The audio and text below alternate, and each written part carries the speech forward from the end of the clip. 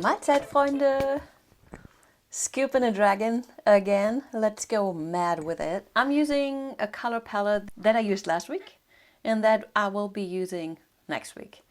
I'm having fun with the geometrical blooms, which is basically a way of offsetting the organic feel of the bloom swipe. Bring more structure into a painting, maybe some kind of an order, because all those cells and all those swipes will make a very chaotic painting. And if you're not careful, it gets overloaded. And I really struggle with that, but it is one of my intentions to make these paintings more balanced. I'll talk you through this one. I hope you enjoy it. Thanks for being here. Bye-bye. No, bye-bye. I'll stay. Whatever. Have fun. Okay, as always, we start with the pillow paint. It's just PPG Multi Pro, a white wall paint that is not super expensive, and that was my dog if you heard it. Not super expensive, not a high quality paint, which probably is the reason why it works so well, because it is not super thick, but also it's not very thin, so it is dense enough to hold the composition on top. That is what we want from our pillow paint. It's not just a flow extender, it's more to stretch your cells to find the composition. And yeah, so the amount of pillow paint is different for Geometrical Bloom because we add so much other paint on top. So you get away with using way less than you would with a negative space painting. This guy here was Golden Yellow by TriArt. I have some news about my Pouringmedium. If you've been to my lives lately, you know I was struggling a lot, and there's always, I don't know what it is, but finding the good pouring medium for the bloom technique is so hard, not only in Europe, also especially in California, because you don't get the same products like you get all over the rest of the country. But that is something we have to talk later. I'm creating what is called a faux pillow, which means I'm not using just a plain yellow pillow paint. I'm still using the white for one. It works well, and it's hard to find a good consistency of a colored pillow paint. The other reason is I love having the white underneath. I found that out with the hide and reveals that I'm doing. But with this way, you always have the white underneath. And if you're using a transparent color that I used here, the yellow, golden yellow is a transparent color. The one that I'm putting on right now is Gilded by TLP, one of their best golds. I gotta say, it's beautiful.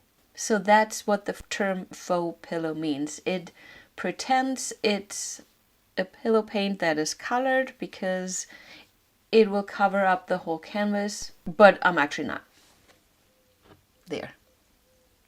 This is just a titanium buff.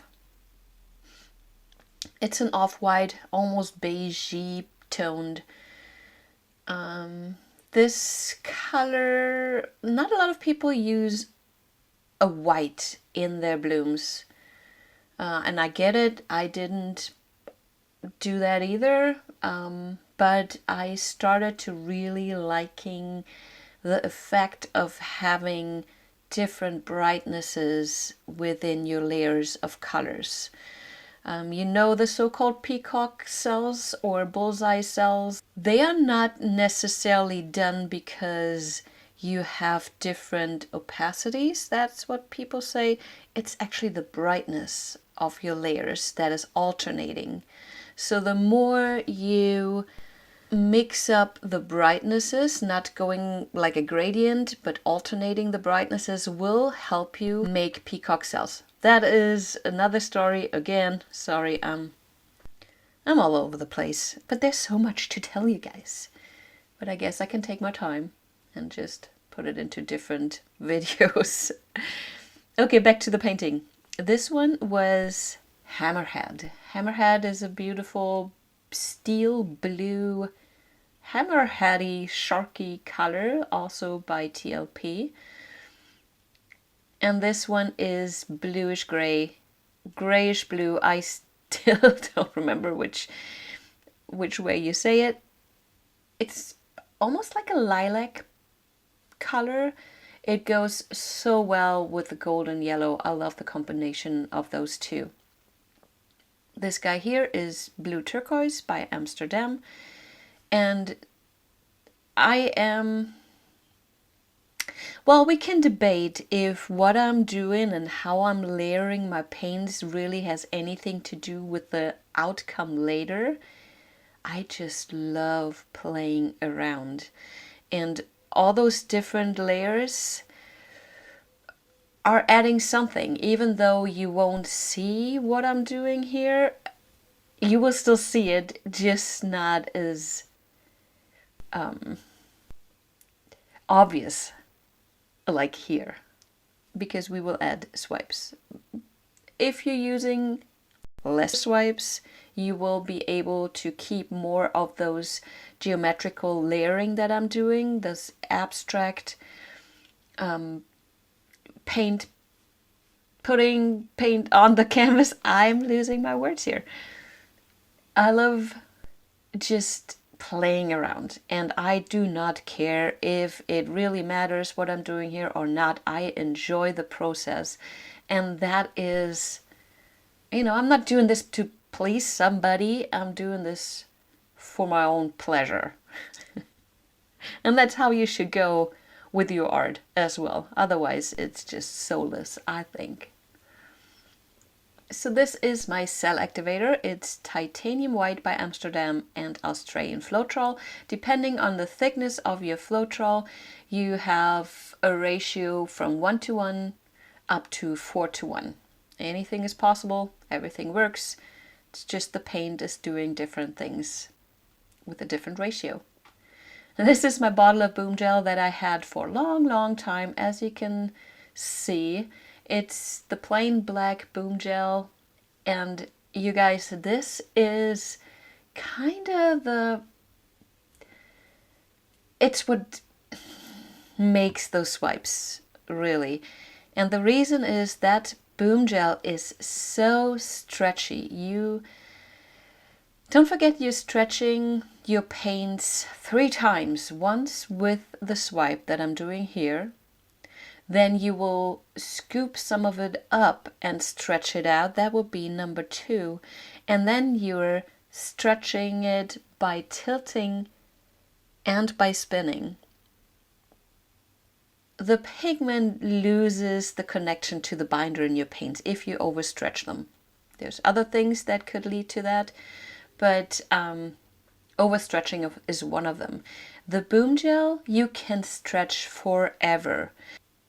Even if you're overstretching your paints, the black of the Boom Gel will still be very distinct, very detailed, and just beautiful. So that is one of my secrets, if you want to call that a secret. And I just keep adding my white cell activator, my Boom Gel. I will keep swiping. I will keep picking up part of the swipe and transferring it to a different spot. This is a very intuitive process. I see things in the moment and I react to them. I do mistakes like this one here. I try to do those little blobs of paint more at the end to become, you know, to get some details on it and do more bolder, bigger swipes in the beginning.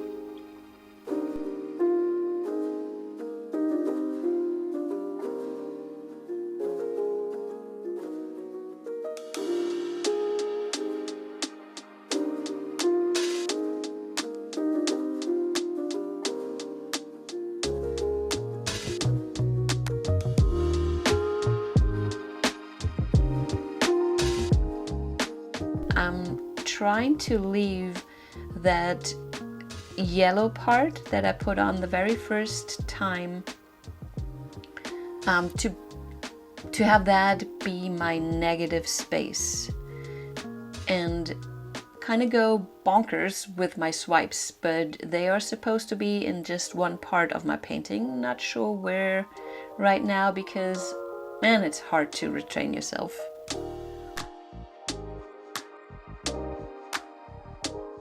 So you have to remember that your composition will expand, and if you want to keep certain things, I mean, see how much yellow there's left. Not that much compared to what is on the canvas right now. You can adjust things. If you use litter or pillow paint, you're gonna be able to stretch out your composition less. If you put more pillow paint on, you're gonna be able to stretch out more. But that also means that you're gonna lose a lot of your composition. So in this one, I was kind of lucky, but also see how much I lost. So being playful, but also trying to be aware of the expansion of my paints. And as a rule of thumb, I always tell myself it's gonna grow 3 times as big. So if you concentrate just on the middle, if you want to do the math and see how much 1/3 of your canvas actually is, that would be what will be covering your canvas after it's spun out. So the pillow paint is really kind of a pain in the butt, but also it could be the best thing ever. Because it is the reason why you're able to find a certain composition and get those big old cells that some of us want.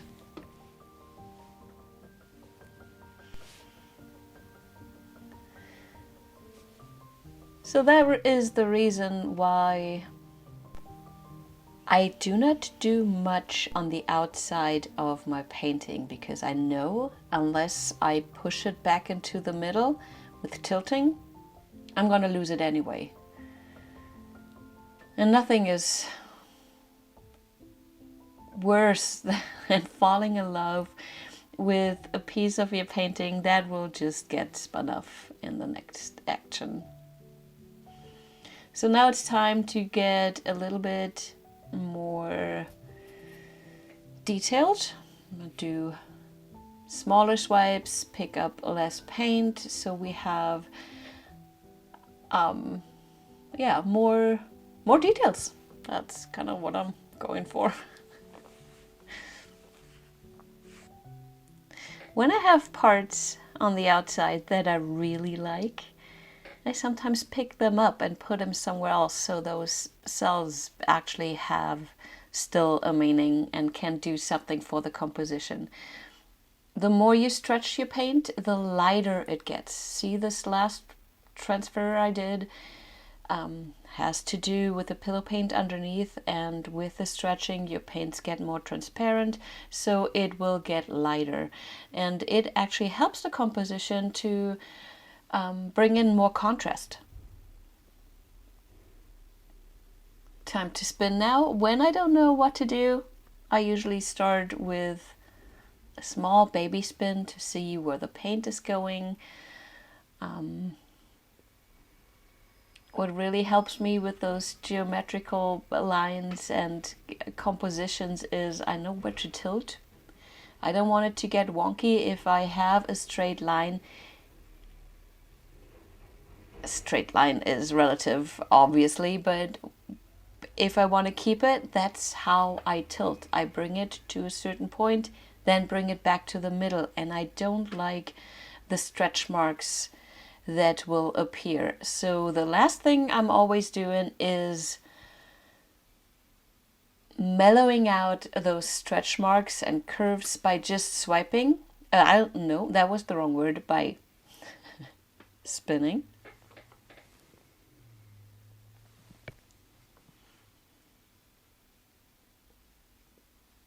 Again, I concentrate on the middle. Don't really care about the outside because the last spin will clean everything up. So this is double as fast. This corner here needed something, so I'm adding just a little bit more paint. This is painting.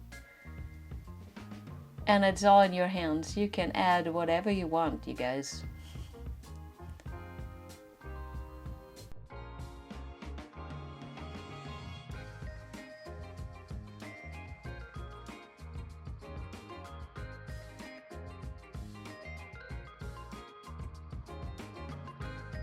Okay, speeding up again.